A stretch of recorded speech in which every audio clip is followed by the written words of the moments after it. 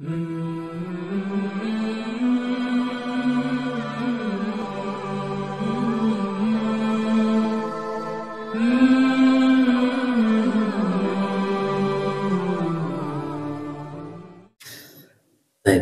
bismillah.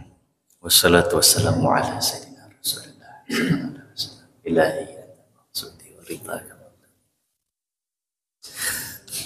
Assalamualaikum warahmatullahi wabarakatuh. Alhamdulillah wa syukrulillah wal aunu minallah wa ma taufiqi illa billah. Assalatu wassalamu alaika ya sayyidi ya Rasulullah bi'adadin ma fi ilmillah. Ashhadu an la ilaha illallah wa ashhadu anna sayyidina Muhammadan abduhu wa rasuluhu la nabiyya ba'dah. Wa ya Rabb, qad daqat hilati fa adrikni ya Rabb bi'izzatika ya Allah ya Rabbal alamin. Walhamdulillahi rabbil alamin. Faqalu subhanaka la ilma lana illa ma 'allamtana innaka antal alimul hakim. Allahumma anfa'na bima 'allamtana wa 'allimna ma yanfa'una warzuqna 'uluman tanfa'una fid dini wad dunya wal akhirah. Allahumma inna na'udzubika min 'ilmin la yanfa' wa min qalbin la yakhsha wa min nafsin la tashba' wa min du'ain la yusma' wa la yustajabu la bi rahmatika ya arhamar rahimin. Baik, jemaah yang dimuliakan Allah Subhanahu wa taala, alhamdulillah, puji dan puji syukur kehadirat Allah Subhanahu wa taala atas segala karunia nikmat yang Allah berikan kepada kita semua. Mudah-mudahan kita pandai merawat nikmat Allah dengan menjadikan semua nikmat Allah ini kita terus manfaatkan supaya menjadi fasilitas atau wasilah kita lebih dekat kepada Allah Subhanahu wa taala.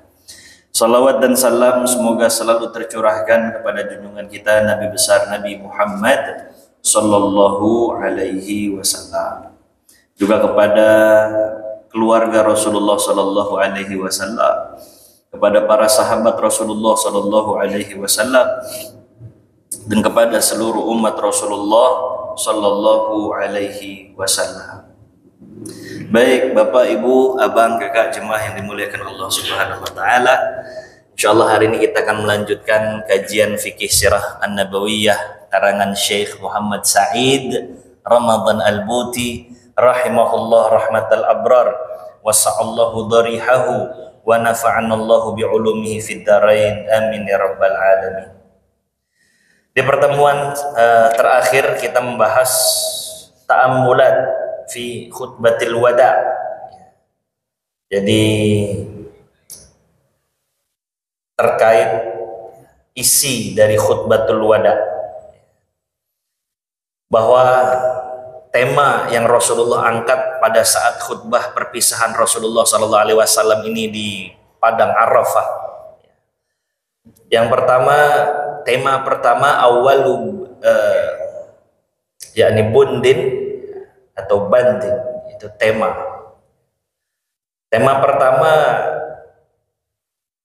tentang bagaimana Rasulullah sallallahu alaihi wasallam memberikan wasiat agar kita tidak saling menzolimi, sehingga Rasulullah sallallahu alaihi wasallam bersabda, harta kalian itu suci, nggak boleh diganggu sama saudara kalian.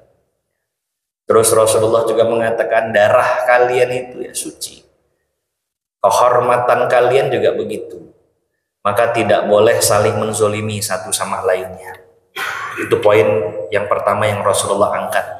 Jadi tentang kezoliman yang harus sudah dihilangkan ya, terhadap saudara-saudara kita. Kezoliman itu kan banyak ya. Jadi seolah-olah tausiah Rasulullah ini diilhami oleh realitas ya, berbagai penyelewengan yang akan dilakukan oleh beberapa dari umat Rasulullah Shallallahu Alaihi Wasallam nanti sepeninggalnya Rasulullah Shallallahu Alaihi Wasallam. Jadi jangan kalian berbuat zalim. Itu poin pertama. Terus kemudian poin selanjutnya yang Rasulullah Shallallahu Alaihi Wasallam angkat, wa amal bund asani, tema kedua itu adalah sebuah qarar, ketetapan.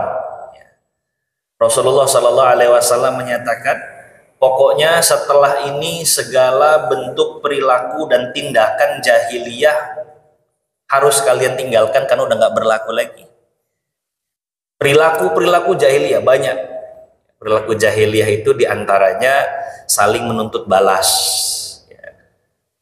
Jadi nyawa dibayar nyawa. Kalau ada saudara yang disakiti, tuntut balas. Itu kemestian dan keharusan. Kata Rasul, praktek-praktek perilaku jahiliyah tinggalkan. Dima'ul jahiliyah maudu'ah, nuntut balas sudah tidak lagi diperkenankan. Waribal jahiliyah maudu', sama, riba-riba jahiliyah juga harus ditinggalkan. Sementara di zaman itu praktek jahiliyah sesuatu yang lazim terjadi. Dilipat gandakan hutangnya, ya, jual beli penuh dengan intrik-intrik riba. Kata Rasul, udah nggak berlaku lagi, nggak boleh lagi. Jadi lagi-lagi nih realitas ya, beberapa penyelewangan yang seolah ya ini loh yang nanti akan terjadi di kalangan umatku. Maka Rasul sejak khutbatul wada sudah mewanti-wanti, ya, nggak ada lagi itu perilaku riba jahiliyah, nggak ada lagi, ya, serta turunan-turunannya tentu saja. Terus Rasulullah Shallallahu Alaihi Wasallam di poin atau di tema yang ketiga juga menerangkan bahwa tidak sembarangan ya, menentukan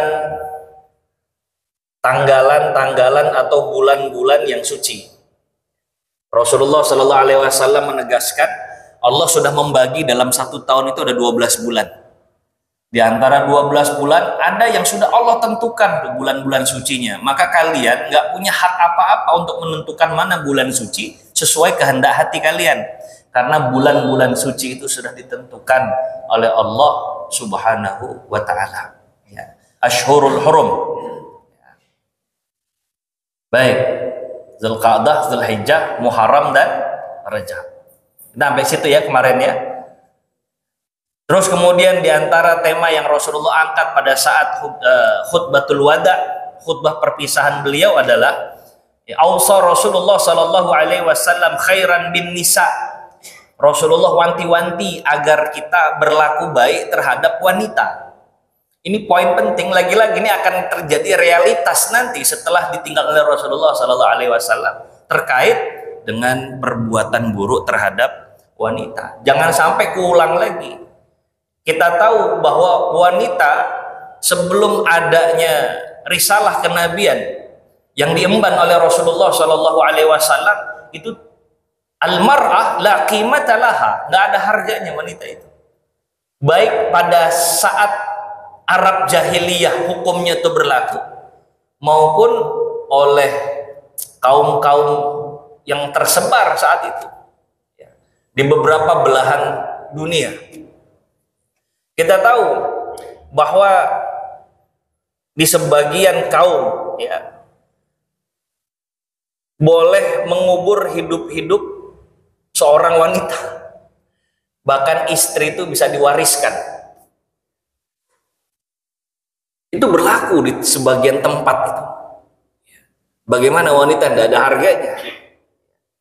Bahkan ada kepercayaan di India dulu, kalau ada seorang laki-laki yang mati, wafat, meninggal, wanita itu harus ikut bersama suaminya.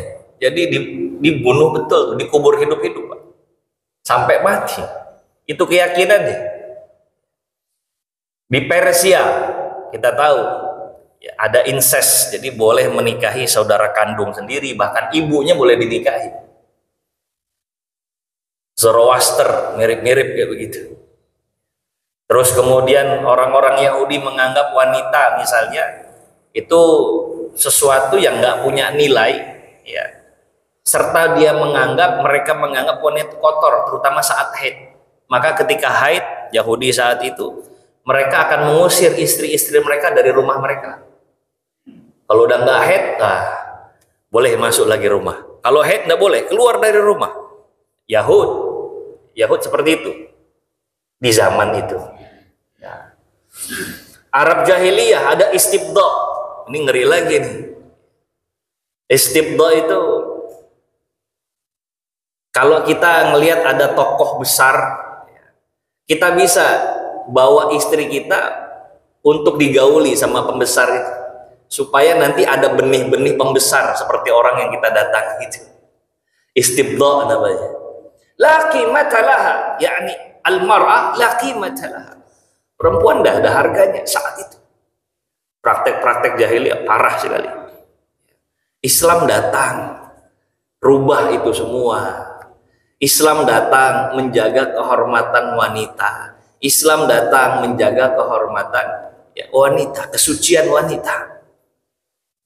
Rasulullah wanti-wanti itu. Istausu bin nisa'i khaira, berbuat baik sama wanita-wanita kalian. Coba dalam Islam, kita nih laki-laki akan diminta pertanggungjawaban terhadap wanita-wanita yang ada di sekeliling kita. Istri kita ditanya, Pak. Anak perempuan kita ditanya, kita ini laki-laki. Kita punya saudari perempuan, ditanya kita. Kita punya ibu, ditanya pula kita. Ya. Semua circle perempuan di sekitaran kita tuh, kita diminta pertanggungjawaban. Bagaimana seorang ibu dimuliakan bahkan 3 derajat lebih tinggi ketimbang seorang laki-laki atau ayahnya. Itu kan mengangkat harkat dan derajat perempuan. Ketika ditanya, ya Rasulullah, siapa yang paling berhak untuk aku hormati? Kata Rasulullah, ibumu. Gitu. Terus siapa lagi ya Rasul? Ya ibumu. Mungkin Rasul salah dengar. Siapa lagi ya Rasulullah? Ibumu. Baru setelah itu bapakmu. Jadi Islam ini memuliakan betul seorang wanita. Ini yang kemudian disalahpahami, penggunaan jilbab misalnya, bahkan cadar di sebagian tempat dikritisi sebagai mengikat kebebasan seseorang. Enggak, kita bukan mengikat, justru kita itu memuliakan perempuan, menjaga seorang wanita. Ya. Dilihat hak-haknya saja sudah ada. Wanita yang mengandung, kalau ada efek terburuk misalnya wanita ini diceraikan oleh suaminya dalam keadaan mengandung, itu wajib bagi suaminya untuk terus menafkahi istrinya itu, mantan istrinya, sampai melahirkan. Itu hak wanita. Terus kemudian dalam urusan pernikahan, wanita itu berhak menolak calon yang datang kepada dirinya, diterima apa enggak, itu hak wanita. Coba di zaman sebelum Islam datang, tidak ada kesempatan untuk menolak itu. Apalagi hak wanita, banyak. Ya. Bahkan kalau wanita ini terzolimi dalam kehidupan rumah tangganya, mereka juga punya hak untuk menuntut cerai, itu punya hak, nggak cuma laki-laki saja. Ya. Ya. Walaupun itu opsional, pilihan. Wanita yang dinikahi itu wa 'alal mauludi lahu rizquhunna wa kiswatuhunna bil ma'ruf, wajib mendapatkan nafkah zahir maupun batin. Nafkah zahir itu nggak cuma uang makan ya, Pak. Ini kita juga suka salah kaprah. Udah dikasih uang makan nggak tahu diri. Oh enggak. Nafkah zahir itu nggak cuma uang makan. Ketika kita diberikan rezeki oleh Allah, hal-hal terkait dengan wanita dari ujung kepala sampai ujung kakinya itu menjadi tanggungan kita. Nggak cuma sekedar memberikan uang makan. Ya. Mental istri kita, kepuasan batin juga, bukan hanya urusan biologis suami istri saja, bukan. Tapi kita jaga kesehatan mental istri kita. Contoh, kita sayang sama keluarganya, itu menjaga kesehatan mental istri, Pak. Berapa banyak pria-pria ini nggak sensitif terkait itu. Sama keluarganya pol-polan baiknya, begitu sama keluarga perempuan misalnya, kok banyak perhitungannya. Sehingga banyak istri yang merasa kecewa, tapi mereka nggak ungkapkan kepada suaminya. Ini mas ini kalau urusan keluarga dari laki-laki selalu saja diberikan, bahkan berlebihan. Minta ini itu dikasih, sementara uang belanja dipotong. Dan nggak pernah tuh ngelakuin kayak gitu dari pihak saya, boleh jadi begitu. Jadi kesehatan mental istri itu tanggungan kita, Pak. Maka Islam ini mengangkat sekali, dan Rasulullah wanti-wanti, istausu bin nisa'i khaira, berbuat baik sama wanita-wanita. Ya ini lagi-lagi realitas yang Rasulullah angkat itu. Ibrat tarikh sepanjang generasi. Hak wanita terkait harta waris sama tuh. Ini jangan gara-gara kita nih laki-laki, anak tertua, seenaknya saja menentukan waris. Akhirnya hak-hak adik-adik kita nih yang perempuan terabaikan. Berapa banyak case datang kepada kami itu kayak begitu contohnya. Kamu itu kan anak perempuan, udah ambil aja yang di sebelah sana, udah di pelosok, nggak layak ditempati misalnya. Sementara dia dapatkan tanah yang luas karena ngerasa anak pertama dan laki-laki. Tidak begitu konsepnya. Pembagiannya sudah ada ketentuannya masing-masing, dan bagi perempuan ada jatahnya. Kalau dia seorang istri misalnya, dia dapat 1/4 kalau dia tidak punya anak.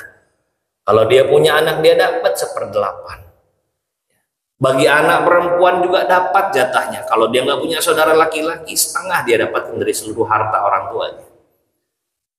Kalau seandainya dia punya saudara atau saudari perempuan, maka jatahnya adalah 2/3, lebih dari 1.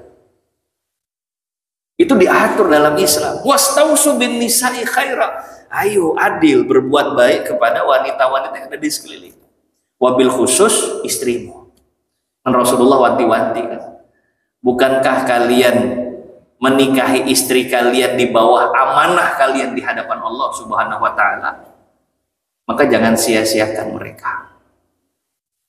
Ini pesan Rasulullah SAW untuk para wanita, berbahagialah kita menjadi bagian dari umatnya Rasulullah SAW. Istausu bin nisa'i khaira, berbuat baik, berbuat adil kepada istri-istri kalian dan keluarga-keluarga wanita kalian. Ya. Nah, itu nasihat Rasulullah SAW. Selanjutnya, tema dari khutbah Nabi Sallallahu Alaihi Wasallam, ya, Rasulullah Sallallahu Alaihi Wasallam wada'an Nabi Sallallahu Alaihi Wasallam an-nas min jami'il mushkilat allati qad tarid hayat, meletakkan semua problematika manusia amamal masdarain, di hadapan dua sumber. Jadi nasihat Rasulullah, kalau kenapa-napa baliklah kepada sumber utama. Apa itu? Quran, juga sunnah-sunnahnya Rasulullah Sallallahu Alaihi Wasallam. Dimna lahum ba'da al-i'tisam bihima. Ya, al-aman min kulli syaqa'i wa dalal. Siapa yang berpegang teguh baik kepada Al-Quran maupun kepada hadis Nabi Sallallahu Alaihi Wasallam, maka dia akan terhindar dari kesengsaraan, juga dalal, kesesatan. Ya. Huma kitabullah wa sunnatu rasulih. Jadi pegang betul itu. Al-Quran juga sunnah-sunnah Rasulullah Sallallahu Alaihi Wasallam. Dan ini lagi-lagi realitas kehidupan, di mana nanti dia selepas wafatnya Rasulullah, banyak orang tidak lagi berpegang kepada Al-Quran, kepada sunnah Nabi Sallallahu Alaihi Wasallam. Ya. Jangankan mengambil ibrah dari Al-Quran, sekedar membacanya saja mungkin sudah tidak ada giroh besar lagi untuk itu. Sehingga kata Nabi, nanti akan datang satu zaman itu di mana Nabi mengadukan, ya Allah, ittakhadha qaumi mahjura, ya, bahwa kaum saya ini malah menjauh dari ayat-ayatmu, dari Al-Quranul Karim. Ya Allah, Allahumma arhamna bil Quran, Allahumma ja'alna min ahlil Quran. Semoga kita menjadi keluarga Al-Quran, ya, senantiasa dekat dengan Al-Quran. Jadi itu ya tema-tema yang Rasulullah Shallallahu Alaihi Wasallam angkat pada saat khutbatul wada. Wa innaka latajidhu yataqaddamu bihadza ta'ahud wa dhaman ila jami'il ajyal al-muta'aqibah min ba'dih liyubayyana lin-nas anna salahiyata tamassuk bihazaini dalilaini laysa waqfan ala asrin duna akhar. Ya. Bahwa dari ini semua ya, tadi ya dari berpegang kepada Quran dan Sunnah, ini masih cerita tentang itu ya, agar kita manusia menyadari bahwa perkembangan peradaban atau kemajuan zaman itu tidak boleh menentang dan mengalahkan kedua sumber itu. Jadi jangan sampai kita meletakkan akal di atas wahyu, Pak. Enggak. Ini wanti-wantinya Rasulullah Shallallahu Alaihi Wasallam. Jangan sampai kita menjadikan akal di atas wahyu. Dan wahyu akan selalu selaras dengan akal, insya Allah. Pasti itu. Kemudian setelah itu, tema berikutnya yang Rasulullah angkat terkait pemimpin, hakim atau khalifah. Hendaknya kalian menjaga betul rakyat kalian. Innaha alaqatu sam' wa ta'ah minasy-sya'b lil hakim mahmakana nasabuhu wa sya'nuhu wa mazharuhu madama yahkum bi kitabillahi wa sunnati rasulih. Ya. Jadi kita juga rakyat ini hendaknya mentaati pemimpin kita. Pemimpin-pemimpin yang bersandar kepada dua sumber utama tadi. Hendaknya kita taat. Dijelaskan di sini ya, selama pemimpin berpegang teguh kepada ayat-ayat Allah juga sunnah Rasulullah Sallallahu Alaihi Wasallam, ya tidak ada alasan kita untuk berontak dari itu semua. Ya. Walaupun ternyata yang menjadi pemimpin kita adalah orang yang secara strata sosial itu lebih rendah dari kita. Misalnya digambarkan di sini, waliyakun ba'da zalika insya'a abdan habasyian mujadda'an. Walaupun yang jadi pemimpin itu adalah seorang hamba sahaya dari Habasyah misalnya, tapi ternyata dengan izin Allah jadi pemimpin. Selama pemimpin ini berpegang kepada kitabullah wa sunnatu rasulih, berpegang dengan sumber-sumber Islam, kita harus mendukung itu. Nah, itu nasihat atau pesan wasiat Rasulullah Sallallahu Alaihi Wasallam. Juga kepada para pemimpin, ya, bahwa terpilihnya para pemimpin itu oleh Allah Subhanahu Wa Taala, ya, kelak akan dihadapkan pertanggungjawabannya di hadapan Allah Azza wa Jalla. Dan pemimpin itu iz huwa fil haqiqah laisa bihakim wa la yatamata bi ayyi hakimiyyah haqiqiyah walakinnahu amin min qibalil muslimin ala tanfizi hukmillahi ta'ala. Jadi yang dikasih kesempatan untuk memimpin khalifah-khalifah itu, ya, hakikatnya bukan penguasa, hakikatnya ya, nggak punya kedaulatan apapun. Jadi kalau salah ya harus diluruskan. Jadi bukan berarti seorang hakim dapat privilege di hadapan Allah Subhanahu wa Ta'ala. Nah, justru lebih berat lagi tanggung jawabnya hakim itu. Disebutkan dalam sebuah hadis Rasulullah Sallallahu Alaihi Wasallam, sab'atun yuzilluhumullahu fi dhillih yauma la zilla illa zilluh. Jadi akan ada 7 orang yang kelak akan mendapatkan naungan Allah Subhanahu wa Ta'ala di saat tidak ada naungan lagi kecuali naungan Allah Subhanahu wa Ta'ala. Yang pertama disebut apa? Imamun adil, pemimpin yang adil. Baru setelahnya itu individu-individu. Ada orang-orang yang taat, ya, anak-anak muda yang taat kepada Allah Subhanahu wa Ta'ala. Ada juga nanti 2 orang yang bertemu dan berpisah karena Allah Subhanahu wa Ta'ala. Di antaranya lagi ada orang-orang yang mudah sekali hadir rasa takutnya, terus dia mengingat Allah, fafadat ainah, dia berlinang air mata. Ada orang-orang yang ahli zikir dan sebagainya dan sebagainya. Tapi yang pertama kali disebut adalah imamun adil. Imam adil. Kenapa disebut duluan? Karena urusannya berat.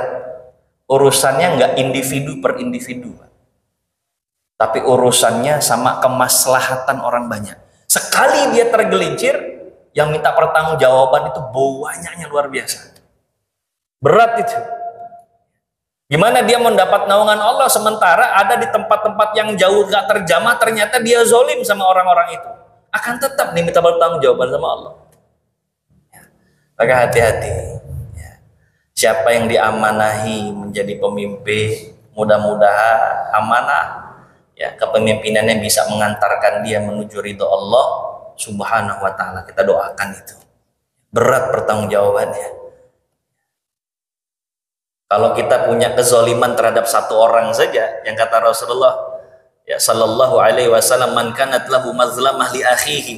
Siapa yang punya kezaliman terhadap saudaranya, satu orang nih, baik itu kehormatannya atau hartanya, falyatahallalhul yaum, kalau bisa diselesaikan saat ini. Kalau punya kezaliman itu terhadap satu orang, Pak, gimana urusannya sama ratusan orang, ribuan orang, puluhan ribu orang, jutaan orang? La ilaha illallah. Kita nih punya kebaikan sebanyak apa sih? Karena resikonya urusan kezoliman terhadap satu orang saja itu bisa mengikis kebaikan kita. Diambilin tuh satu-satu. Kalau sudah habis, dalam riwayat, dalam hadis Nabi ketika berbicara siapa orang yang bangkrut, ya, itu di akhir hadis disebutkan kebaikan itu disebut bangkrut kita ketika kita bawa pahala haji, pahala sholat, pahala puasa, pahala zakat. Tapi ternyata pahala itu nanti gak kita dapatkan faedahnya di akhirat. Diambilin sama orang-orang yang kita zolimi saat hidup di dunia. Yaitu tadi, kalau urusannya individu ya satu lawan satu, head to head. Tapi kalau urusan pemimpin itu kan boleh jadi di bawahnya ada ratusan bahkan jutaan orang. Itu dibagiin semua kebaikannya, itulah sebanyak apa kebaikan dia itu. Imamun adil. Maka Rasulullah sallallahu alaihi wasallam di salah satu tema khutbah beliau pada saat haji wada ini mengangkat tema tentang pemimpin, ya, yang adil bagi pemimpin. Pemimpin yang adil juga ditaati, ya, diberikan masukan untuk kebaikan. Hakaza. Setelah itu semua, wafil khitam, ya, pada akhirnya Rasulullah Sallallahu Alaihi Wasallam yash'ur Rasulullah sallallahu alaihi wasallam annahu akhraja mas'uliyat ad-da'wah wa tablighaha min unuqih. Jadi Rasulullah ngerasa bebannya udah mulai berkurang karena Rasul ngerasa sudah menyampaikan kepada umat. Fa huwal Islam qad intashar, ya, Islam kemudian berkembang. Kemudian kesesatan-kesesatan jahiliyah wasyirk qad tabaddat, tergusur, terkikis. Wahhiya ahkamu syariatil ilahiyah qad bullighat.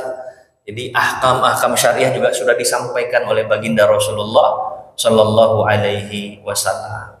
Turunlah ayat Allah Subhanahu wa taala, a'udzubillahi minasyaitonir rajim, al-yauma akmaltu lakum dinakum wa atmamtu alaikum ni'mati wa raditu lakumul islam madina. Sudah kelar semua, ya, disempurnakan oleh Allah Subhanahu wa ta'ala. Naam.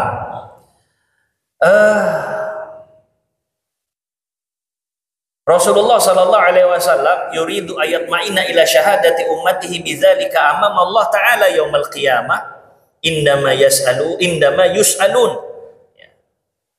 fa'aqaba tawsiyatuhu hadhihi lahum bi annada fihim qailan innakum satus'aluna anni fama antum qailun. Jadi ketika itu Rasulullah pengen umatnya bersaksi bahwa Rasul udah nyampein. Apa kata Rasulullah? Kelak kalian semua akan ditanya nih tentang ini semua.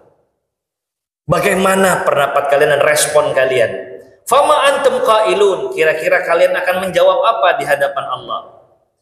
Lantas orang-orang mengangkat suaranya. Wartafa'atil aswat min haulihi tasrah. Nashhadu annaka qad ballaght wa addait wa nasaht. Wa hina idzin itma'anna ar-rasulul azim sallallahu alaihi wasallam. Terus orang-orang pada mengangkat suara bersaksi di hadapan Allah, ya. Kami bersaksi ya Rasulullah bahwa engkau sudah menyampaikan itu semua kepada kami. Engkau sudah memberikan kami nasihat-nasihat ya Rasulullah. Engkau sudah tunaikan amanahmu ya Rasulullah. Nah, setelah Rasul ngedenger itu dari umat, Rasulullah ngerasa tenang. Ya. Beban Rasulullah Sallallahu Alaihi Wasallam berkurang itu dengan izin Allah Subhanahu Wa Taala. Ya. Nah, itu tema-tema tentang apa yang Rasulullah sampaikan pada khutbatul wada'nya Rasul Sallallahu Alaihi Wasallam.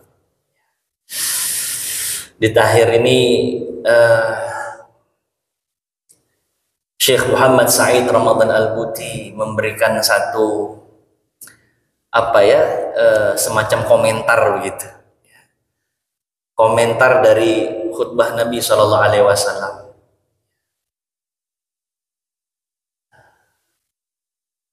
Kata beliau, wallahi maka dzalika syahadatu tilkal alaf al-muhtashidah min haulika fahasb. Ya sayyidi ya Rasulullah, walakinnaha syahadatul muslimina fi kulli jailin wa asrin. Bahwa khutbah itu tidak hanya diperuntukkan kepada orang-orang yang hadir saja.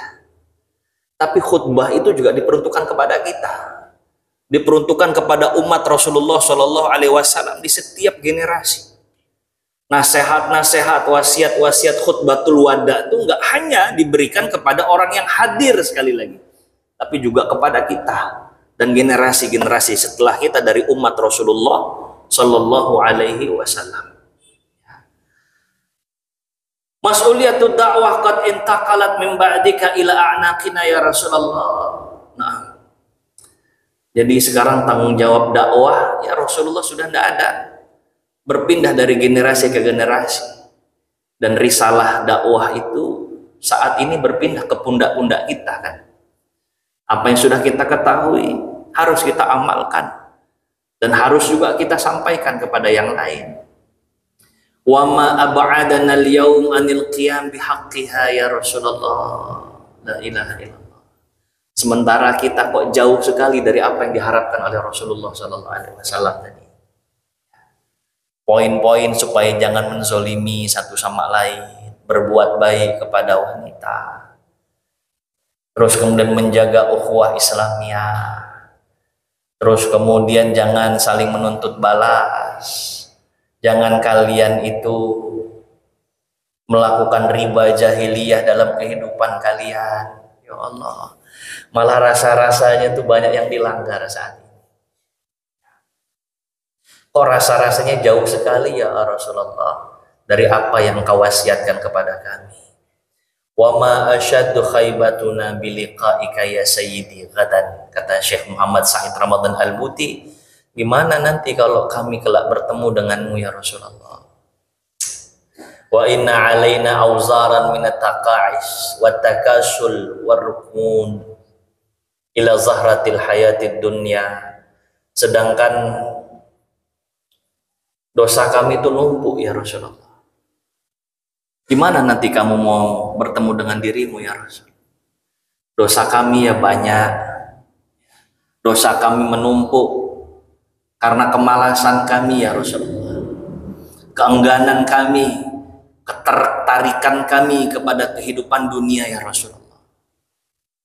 Ya Allah, iya gimana nanti kita ketemu Rasul ya? Bismillah wa ni'mal wakil.